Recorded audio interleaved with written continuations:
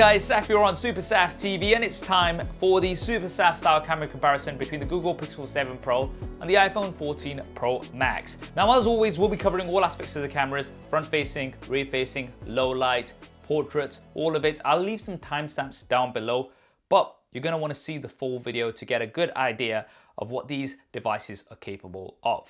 Let's get to it. So we'll kick off with the primary cameras. And I gotta say, in good light, both of these have excellent primary cameras, lots of detail, excellent dynamic range. You can see from this example here, we've got a lot of light coming in from the background, but both have maintained the shadow details really well. Now, after taking hundreds of images, I did notice that the Pixel generally tends to have slightly better dynamic range compared to the iPhone, especially if you look towards the shadow areas in this image, for example. Now, when it comes to low light images, one of the things you'll notice is that if there is any lights in a low light image, then they will bloom up quite a bit on both devices.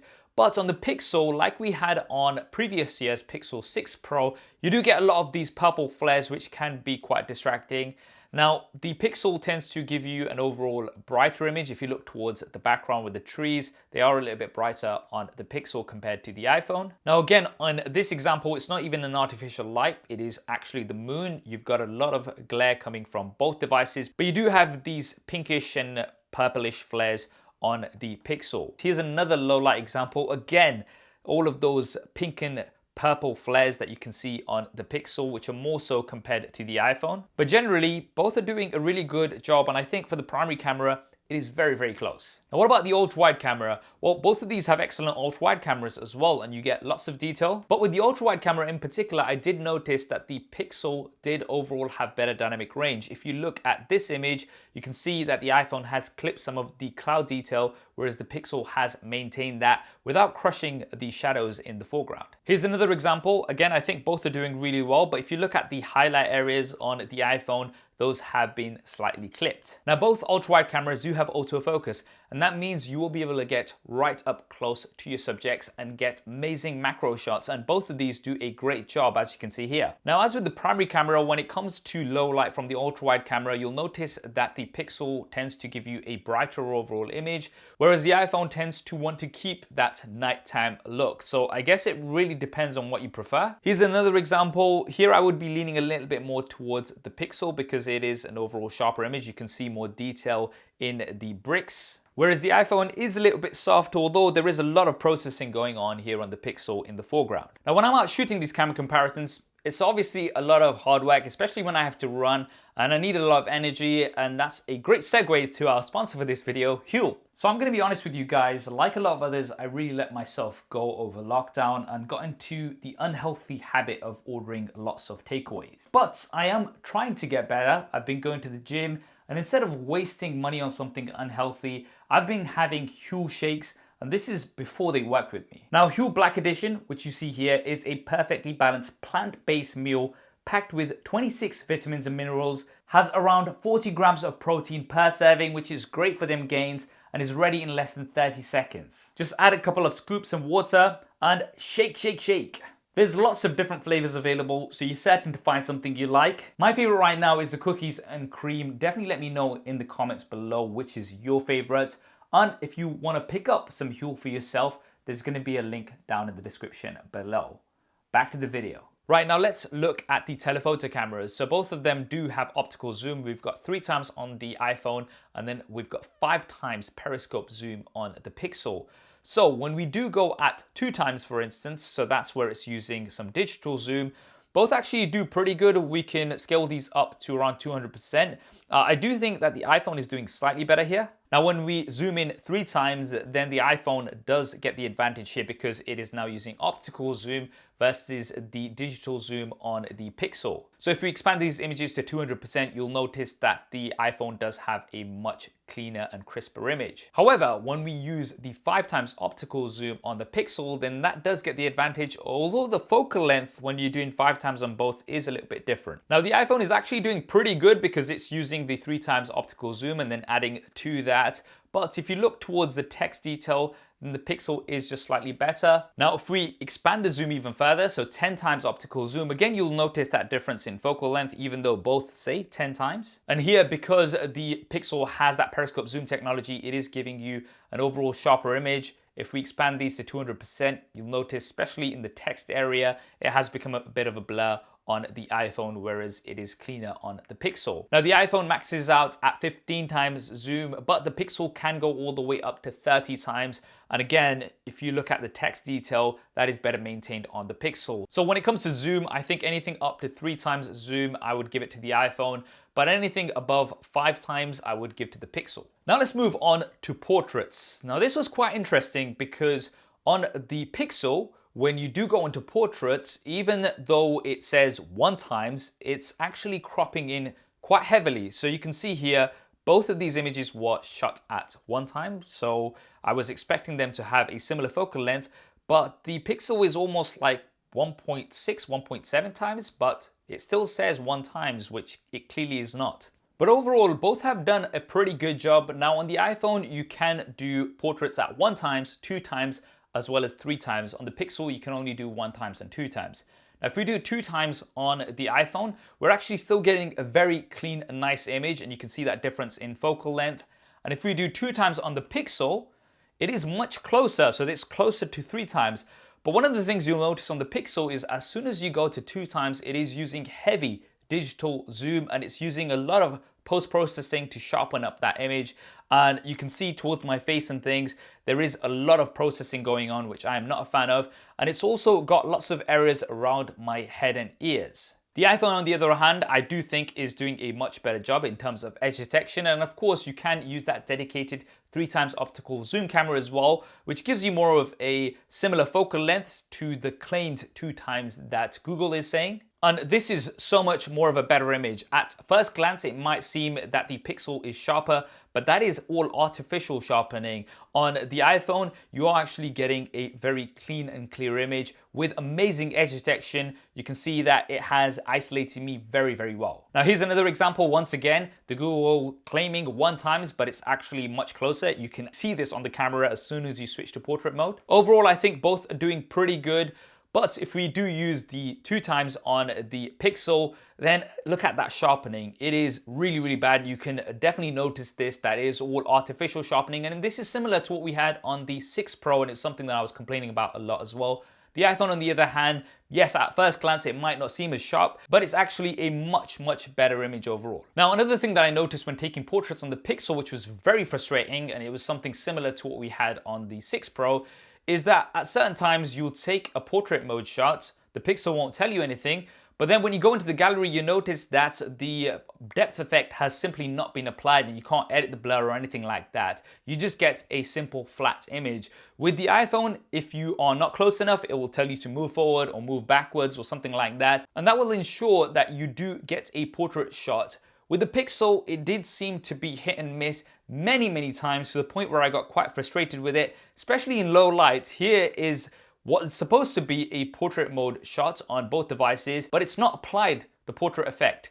The image says it's a portrait image, but it's clearly not. It's just a flat image. And again, this was something that was present on the 6 Pro, where it's pretty much pot luck. You take a portrait image, it might work, it might not. You just don't know. And Google really needs to sort this out with software updates. So for those reasons, when it comes to portraits, the clear win for me is the iPhone, with much sharper images as well as much better edge detection at that 3 times especially, but you've also got the versatility of 1 times, 2 times, as well as 3 times. Right now for selfies, I actually think both take excellent selfies. Lots of detail, great dynamic range, as you can see here. Both of them also have a wider selfie mode. The Pixel does have a wider field of view, which I like. Now, Google has done a lot of work for Realtone to get accurate skin colors with their photos, and overall it does do a good job, but sometimes it can struggle, like you can see on this example here, because I have a lot of light coming in from the background. There's a lot of noise in my top, and also I'm looking a little bit off colored here, whereas I think the iPhone is doing better in terms of color. So yes, Realtone does work well in some situations, but in others it can struggle a little bit. When it comes to portrait mode from the selfie cameras, I think both do an excellent job. I really do like the look of Pixel selfies. I might be a little bit biased, but I've always liked the look of Pixel selfies. But overall, both are doing really well, especially in terms of the edges.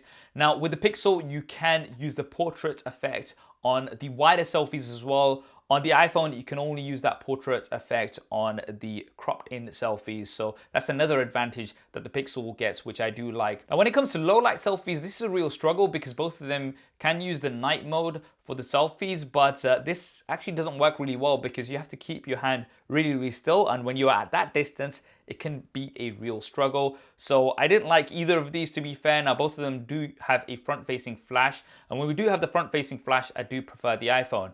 Now, the iPhone also has autofocus from the front-facing camera. So if you do want to take some close-up selfies and things like that, you can do that on the iPhone. With the Pixel, it is just fixed focus. So if you do get too close, then it will be blurry. Right, now let's move on to video. Before we do, don't forget to subscribe and hit that bell icon if you are enjoying this video so far. Now, when it comes to video, I actually thought the Pixel was doing really well when I was looking at it on screen, but when I brought it onto the computer and compared them side by side, it seems like there's a hell of a lot of processing happening on the Pixel's output. Check out this example. Look towards the grassy areas. There is so much noise. I'm like pretty shocked at how much noise there is.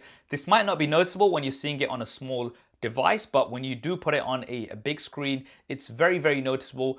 The iPhone, still king of video, giving you excellent dynamic range and great sharp quality video. Now for low light video as well, it's a similar situation.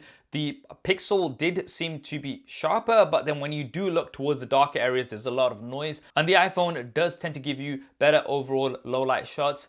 Especially in this example, I was testing out the autofocus. Autofocus on both devices is great, both in good light as well as low light. But you can really see all of that noise on the Pixel, which is coming from the processing, I'm assuming. The iPhone just giving you an overall cleaner image. Now for stabilization, so both of them do have a stabilization mode. We've got action mode on the iPhone and we've got active mode on the Pixel. Now both of them actually did a really good job, as you can see from this example here. We have great stability on both devices. However, the iPhone can do this at 2.8K, whereas the Pixel goes down to just 1080p. It doesn't tell you it's going down to 1080p, but it goes down to 1080p. So for that reason, I would give the stabilization edge to the iPhone. Slow motion, both are good overall, but I've said this before, slow motion hasn't really improved for the past few years. Both do have 1080p up to 240 frames a second, and I think both do a decent enough job. Now, for video from the front-facing camera, an easy win for the iPhone. You've got much sharper results. On the Pixel, there almost seems like there's a filter. The colors do seem to look good overall. However, everything is just so soft, and again, I think this is down to over-processing the image, whereas the iPhone is just giving you a much cleaner result. Now for audio, I'll let you guys have a listen. Now this is a quick audio test on the iPhone 14 Pro Max and also on the Pixel 7 Pro. Let me know what you guys think, how it sounds. Which one do you prefer? Do you prefer the Pixel or do you prefer the iPhone? Let me know what you guys think. I did listen back to them a few times on headphones, and I did prefer the Pixel because you've got better noise cancellation. There's also speech enhancement when you're using the front-facing camera at 4K. Now in cinematic mode, as you can see, the iPhone is just much sharper. The Pixel kind of looks like it's got a filter on again, so everything is very soft. Edges are also better with the iPhone. You can get 4K in cinematic mode on the iPhone, whereas on the Pixel, it is just up to 1080p. And on the iPhone, you can adjust the amount of blur and select the point of focus after the fact. The iPhone also has cinematic mode from the front-facing camera, which you don't have on the Pixel. So for cinematic mode, again, a clear win for the iPhone. So to conclude, I think both of these have excellent overall cameras. Of course, the iPhone is still king for video. The Pixel, it does do really well in some situations. I do like the overall dynamic range, which it did seem to have better than the iPhone. And you've also got the better extended zoom from 5x and plus. However, there is definitely lots of room for improvement. The portraits don't seem to have been improved much over the past few years. We've seen how far Samsung has come with the portraits and how far Apple has come with the portraits. With the Pixel, it is always hit and miss. I really hope they're gonna do something about it. And also all of the purple flaring that you get on low light shots when there is a light source. That's what I think anyway. What do you guys think? Which one of these would you pick? Drop me a comment below and let me know your thoughts. If you wanna see lots of images from lots of different devices, then do give me a follow on Instagram. I'm at SuperSaf. I'm also on Vero at SuperSaf2 if any of you guys are on there. If you enjoyed this camera comparison, wanna see more like it, then don't forget to subscribe and hit that bell icon so you don't miss it. I'll leave some related camera comparisons here on the cards as well. I hope you enjoyed this video and found it useful. If you did, don't forget to smash that like button. Thanks for watching. This is Saf on Super Saf TV, and I'll see you next time.